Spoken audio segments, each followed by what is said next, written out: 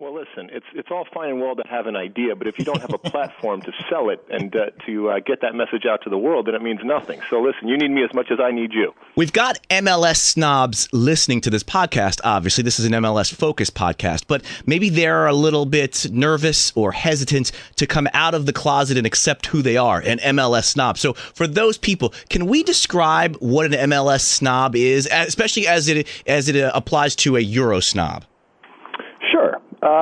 Well, I think we probably should first and foremost then define the Euro snob, and yes. Certainly any self-respecting MLS snob knows what the Euro snob looks like. We've encountered them in the past, and they are easy to spot because of the way they talk, sometimes the way they look. And certainly the way that they act. They believe that if it's not from Europe, it's crap, and that all good things regarding soccer, or in their case it would be football, yes, emanate from Europe, and many times often from England. And if it's not, then it's obviously of lesser quality. It's not worth the time, and certainly that is not something that a MLS snob believes. I believe an MLS snob. Well, they're big fans. They're big fans of saying things like lads and boots and instead of cleats, mates. They love saying mates. It's just they love Manchester United, even though they've never actually crossed the Atlantic, let alone been in England, let alone been in Manchester. But their favorite team of all time is Manchester United. Yeah, I mean it's almost a lifestyle or culture choice, and we've been around, and you all know that styles and fads come and go, and what was once considered cool back in my time back in the 80s, I would not be caught dead with. But so they're on the surface, they talk about their commitment to the sport and their love of the sport and all that kind of stuff. And the reality is they're much more infatuated and in love with being a fan of the sport and what that entails in terms of the way that you act and, like I said, the way that you talk. So for me, the MLS snob kind of takes the Euro snob and kind of tweaks their ear and kind of turns it all around of, hey, you know what?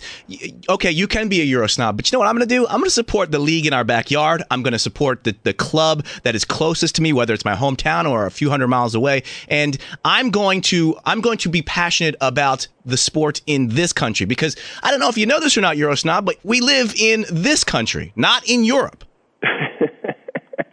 Well, I think there should be some things that we say first and foremost. You can be an MLS snob and completely love the beautiful game and have a team in England. That's absolutely no problem. But I think MLS snobs have a perspective. And through that perspective, when it comes right down to it, they oftentimes prefer MLS because of some things that make it pretty unique. And I think that they like to be able to pull back some of the style that's oftentimes gets mistaken for quality, and really examine what goes on the field. And oftentimes, if you do that, which is very difficult, I recognize that it's very difficult, but if you do that, I think that MLS many, many times comes up not only as good, but in some cases better. Okay, so now this is the point I wanted to get to before we can move on. And by the way, I think you brought up a great point. I feel like MLS snobs can like European soccer, where I feel like Euro snobs feel like they can't like the MLS. I don't know why that can be, or why that has to be for them.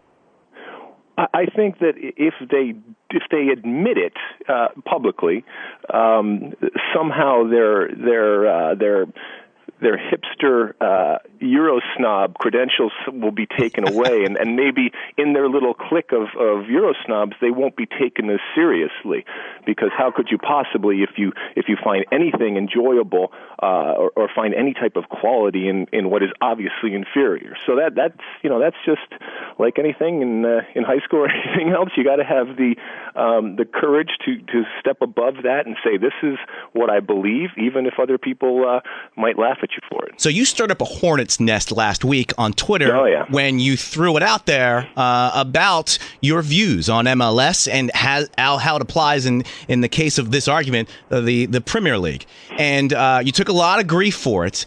You shut it down, which I thought you handled it really well. And then on Saturday, when the league started again, you started up again with a great point of everything that I was saying over the course of the week, and you were telling me how the quality is better. I'm watching a match here that is absolute crap.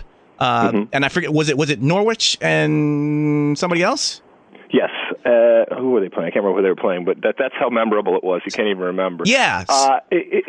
Look, we in the United States, whether it's MLS or any of the leagues that we have here, we certainly do not have a monopoly on crap soccer. It is played every day all over the world. Oftentimes, and I've said this for years, I believe that MLS is the most competitive league in the world. Yes. And I want to say that one more time so people understand it is the most competitive league in the world. I didn't say it was the most entertaining. I didn't say it's the most expensive.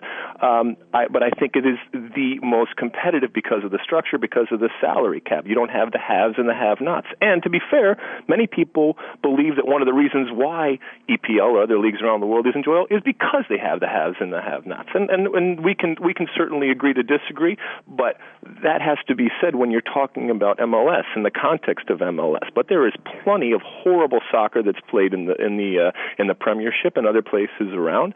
And when you dress it up and call it EPL, and by the way, hats off to what the Barclays Premier League has done over the last 10, 15 years in terms of branding and making that brand equate to quality all over the world, whether it's the truth or not. We all know that perception is reality, and the perception, not just domestically in England, but all over the world, is that the EPL is the best league in the world. And we have some great teams and some great players.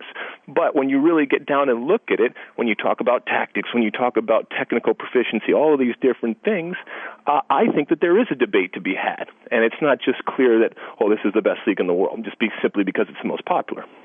It's a great talking point, and I thank you for engaging me with it, and I also, again, thank you for bringing the hashtag MLS snob to the light of day. It was buried underground. You brought it to the surface. Thank you, Alexi.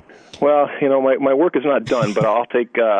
Thank you very much. Let's talk about Wednesday, and let's talk about Honduras versus the U.S. national team. End of the world, Alexi. It's all over. Pack it in. Might as well not even play the last 9 matches. Yeah, it's horrible. I'll tell you, I'm actually talking to you from my backyard, and I'm looking up, and I'm pretty sure that there is a sky above. It is not falling. I think we are okay.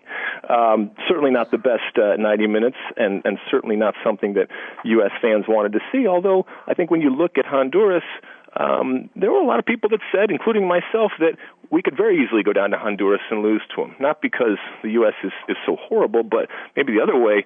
Honduras is a very, very good team. And this hex right now, I cannot remember another hex where all 6 teams have been so equal. And I think we saw it yesterday in terms of the results. I thought you were going to say you were in your backyard and you looked up and just over the fence, there was a Landon Donovan applying shaving cream to his beard and is ready to come back and be the man he was before.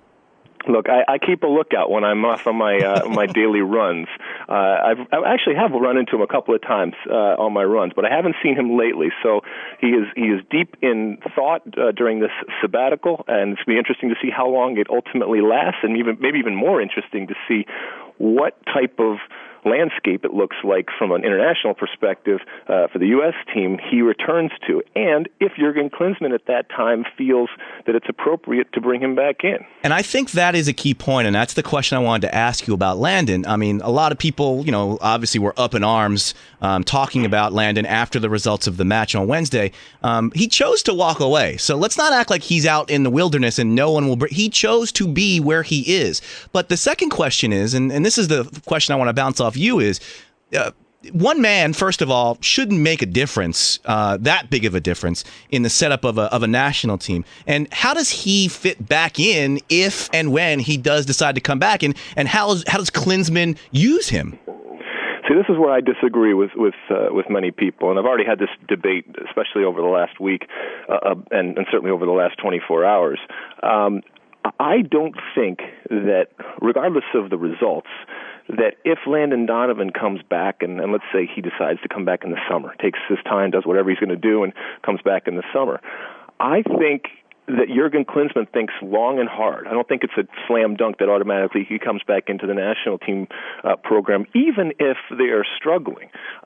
If you don't think that even Landon Donovan, as important as he is, coming into that team in the middle of qualifying or late in qualifying, is not going to have an effect on the dynamics that exist in a locker room and that ultimately manifest themselves on the field, then you don't know teams and you don't know it's not pettiness, it's just reality and it's human nature that exists in these locker rooms and with these teams. And it can be disruptive, and Jurgen Klinsmann is going to have to balance that with the reality that he also needs to get results.